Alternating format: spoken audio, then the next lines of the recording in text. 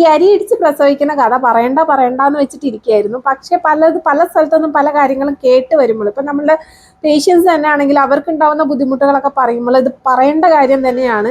വിവരമില്ലാത്തവർ ഇന്നും ഉണ്ട്. അവരെ ഒന്ന് വിവരം വെപ്പിക്കാൻ പറ്റുമെങ്കിൽ വിവരം വെക്കട്ടെ എന്ന് വിചാരിച്ച് മാത്രമാണ് ഞാൻ ഈ പറയുന്നത്.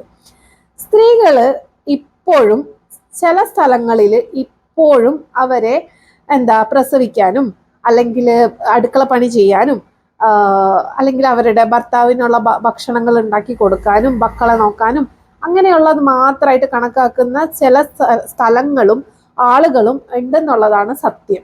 അത് എത്ര മാറ്റം വന്നിട്ടുണ്ടെങ്കിലും ഇന്നത്തെ കാലത്തും അങ്ങനത്തെ ആൾക്കാരുണ്ട് എന്ന് പറയുന്നത് തന്നെ നമുക്കൊരു ലജ്ജാവഹമായിട്ടുള്ള ഒരു കാര്യം തന്നെയാണ്. പിന്നെ ഇനി ഒരാൾ പറഞ്ഞൊരു കാര്യം, പ്രസവം എളുപ്പമാണ്, വെറുതെ അരിയടിച്ച് പോയിട്ട് സുഖപ്രസവമായിട്ട് വരുന്നത്. ഇവരാരും പ്രസവിച്ചിട്ടില്ല. ഒരു പീരിയഡ്സിന്റെ വേദന പോലും വരാത്ത ആൾക്കാരാണ് പ്രസവത്തെക്കുറിച്ച് ഗൈനക്കോളജി ക്ലാസ് എടുക്കാൻ വന്നിരിക്കുന്നത്. എനിക്ക് രാവിലെ ഒരു 8:30 ആയപ്പോഴേക്കും ഹെഡ് ഡൗൺ പൊസിഷനിലോട്ട് വന്നു. പിന്നെ ഞാൻ പ്രസവിക്കുന്നത് വൈകുന്നേരം 7:40 അത്ര ടൈം എനിക്ക് വേദന ഉണ്ടായിരുന്നു, നല്ല വേദന ഉണ്ടായിരുന്നു. വേദന എനിക്ക് പുഷ് ചെയ്ത് അവസാനം എനിക്ക് എന്നെ വാക്വം ഡെലിവറിയാണ് ചെയ്യേണ്ടി വന്നത്. എൻ്റെ ഡോക്ടർ അത്ര എക്സ്പേർട്ട് ആയതുകൊണ്ട് തന്നെയാണ് എനിക്ക് നോർമൽ ഡെലിവറി, വാക്വം ഡെലിവറി ചെയ്യാനായിട്ട് പറ്റില്ല. അല്ലെങ്കിൽ സി സെക്ഷനിലോട്ട് പോകേണ്ട ഒരു കേസായിരുന്നു.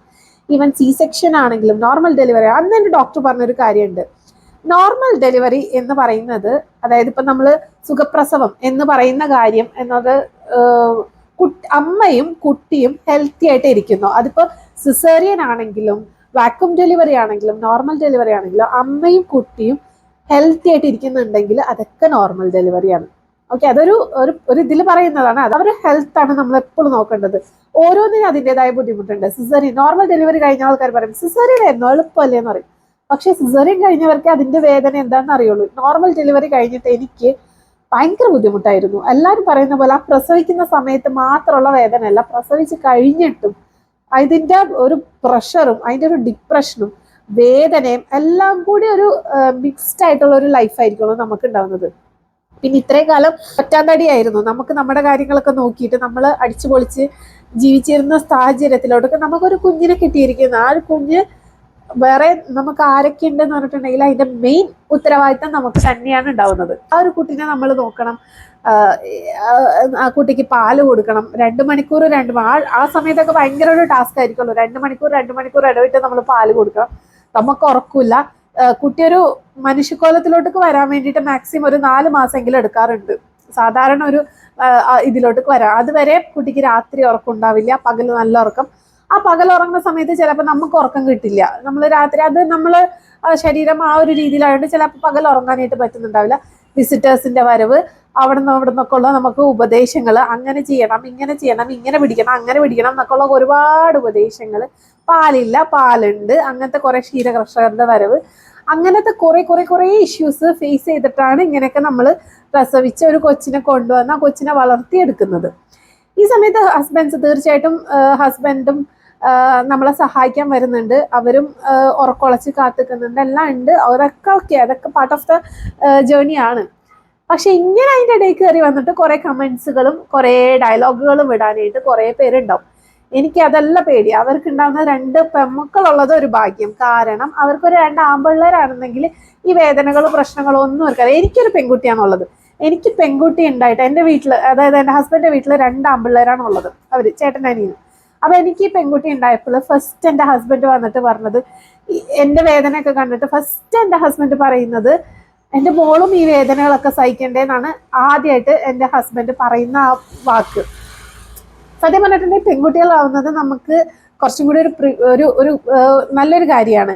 കാരണം നമുക്ക് അപ്പോഴാണ് ഈ അച്ഛന്മാർക്ക് വേദനകൾ മനസ്സിലാവുന്നത്. പെൺകുട്ടി ആവുമ്പോഴാണ് എൻ്റെ മോളും ഈ വേദനകളൊക്കെ അനുഭവിക്കണം, എൻ്റെ മോക്കും ഇങ്ങനത്തെ പ്രശ്നങ്ങൾ ഉണ്ടാവും എന്നുള്ളത് ഈ അച്ഛന്മാരുടെ തലയിൽ കയറുന്നത് അപ്പോഴാണ്. ഒരുപാട് പോസ്റ്റ്മോർട്ടം ഡിപ്രഷൻ എന്നൊക്കെ പറയുന്നത് റിയൽ ആയിട്ടുള്ള ഒരു കാര്യമാണ്. നമുക്ക് അവരെ സപ്പോർട്ട് ചെയ്യുക. അതെങ്ങനെ പ്രസവിച്ചു കഴിഞ്ഞാൽ എല്ലാവർക്കും പോസ്റ്റ്മോർട്ടം ഡിപ്രഷൻ ഉണ്ടാവും. പണ്ടത്തെ സ്ത്രീകൾക്ക് ഇല്ലാത്തതെന്ന് പറഞ്ഞിട്ടുണ്ടെങ്കിൽ അവരുടെ ജീവിതത്തെ ആ രീതിയിൽ ട്രെയിൻ ചെയ്തു, അതാണ് അവരുടെ ലൈഫ് എന്നുള്ളത്.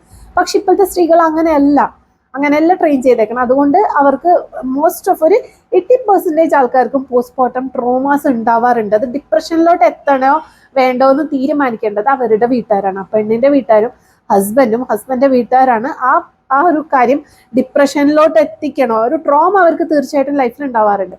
അത് ഡിപ്രഷനിലോട്ട് എത്തിക്കണോ എന്ന് തീരുമാനിക്കേണ്ടത് പെണ്ണിന്റെയും ചെക്കന്റെയും വീട്ടുകാരും സൊസൈറ്റിയും ഒക്കെ കൂടിയാണ് ആ പെണ്ണിനെ ഡിപ്രഷനിലോട്ട് എത്തിക്കണം. എത്രയോ ന്യൂസ് കേസുകളാണ് വരുന്നത്, കുട്ടീനെ കൊല്ലാൻ ശ്രമിച്ചു, കൊന്നു. അതൊക്കെ നമ്മൾക്ക് ആ ഒരു അമ്മ അങ്ങനെ ചെയ്തു കഴിഞ്ഞാൽ അവരുടെ ജീവിതം പിന്നീടുള്ള അവരുടെ ട്രോമയിൽ നിന്ന് ഇറങ്ങി കഴിഞ്ഞിട്ടുള്ള അവരുടെ ജീവിതം എന്താണെന്ന് നിങ്ങൾ ആലോചിക്കുന്നുണ്ടോ?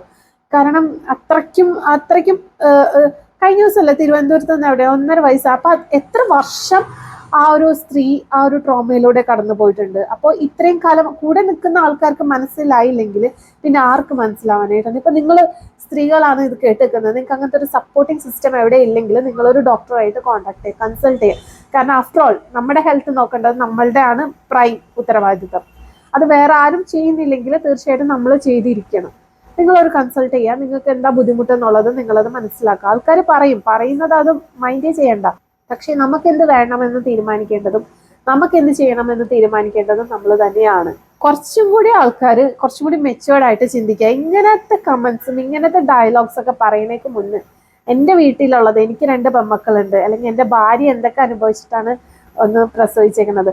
കൂളായിട്ട് പോയിട്ട് പ്രസവിച്ച് വന്നെന്ന് പറയുന്നത് ഇന്നേ വരെ ഞാൻ ആരെയും കേട്ടിട്ടില്ല. കൂളായിട്ട് പോയിട്ട് ഞാൻ പോയി സുഖമായിരുന്നു, ഒന്നുമില്ല, അവിടെ പോയിട്ട് ഒരു മിഠായി തിന്നുന്ന പോലെ മിഠായി തിന്നും ഇങ്ങോട്ട് പോകുന്നത്, എൻജോയ് ചെയ്ത് അവിടെ അടിച്ചു പൊളിച്ച് വന്നു, അങ്ങനെ പറയുന്ന ആരെയും ഞാൻ കേട്ടിട്ടില്ല. പ്രസവിക്കുന്നുണ്ടെങ്കിൽ അതിൻ്റെതായ ബുദ്ധിമുട്ടുകളും വേദനകളും സന്തോഷമാണ് ഏറ്റവും എൻ്റെ ജീവിതത്തിൽ എനിക്ക് ഏറ്റവും സന്തോഷമുള്ള ഒരു നിമിഷം തന്നെയാണ് ഞാൻ ആ ഡെലിവറി കഴിഞ്ഞിട്ട് എൻ്റെ കൊച്ചിനെ എനിക്ക് കാണിച്ചു തരുന്നത്.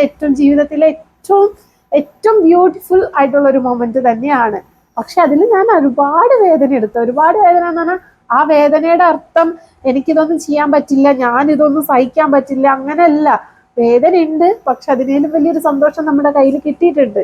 അപ്പൊ ഇതെല്ലാം സ്ത്രീകള് സഹിക്കണം എന്ന സെൻസ്, അത് അവർക്ക് പറ്റാത്ത കാര്യം സഹിക്കണം എന്നല്ല, അവരത് സഹിക്കുന്നു. അത് ഒരു അവരൊരു കുഞ്ഞിന് വേണ്ടിയിട്ട്, അവരൊരു കുടുംബത്തിന് വേണ്ടിയിട്ട് അവർ സഹിക്കുന്നു.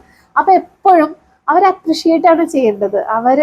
അവരാണ് നമ്മൾ ഈ തലമുറനെ നിലനിർത്തുന്നത്. അപ്പൊ അവരെ നമ്മൾ ശരിക്കും നല്ല രീതിയിൽ റെസ്പെക്ട് ചെയ്യാണ് ചെയ്യേണ്ടത്. ഇമാതിരി ഡയലോഗ് അടിക്കുക, ഒന്നും പറയാതിരിക്കുന്നതാണ് ഏറ്റവും ഭേദം. ഇമാതിരി ഡയലോഗ് അടിക്കണമെങ്കിൽ മുന്നേ, അപ്പൊ ഇനിയുള്ള ആൾക്കാർ ഇങ്ങനെ എന്തെങ്കിലും ഡയലോഗ് അടിക്കണമെങ്കിൽ മുന്നേ ഒന്ന് ശ്രദ്ധിക്കുക. വീട്ടിലുള്ള കാര്യങ്ങൾ, വീട്ടിലുള്ള ആൾക്കാർക്ക് ഇങ്ങനത്തെ ഒരു ബുദ്ധിമുട്ട് വരുന്നത് ഒക്കെ ഒന്ന് ശ്രദ്ധിച്ച് നോക്കാം.